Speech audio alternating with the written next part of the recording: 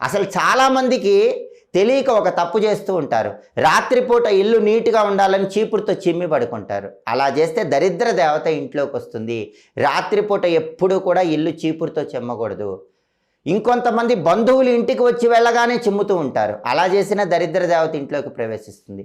బంధువులు ఇంటికి వచ్చి వెళ్ళగానే చిమ్మవాకండి. 2 గంటల తర్వాత చిమ్మండి. అలాగే ఇంటి లోపల ఒక చీపురు ఉపయోగించాలి, ఇంటి బయట ఇంకొక చీపురు ఉపయోగించాలి.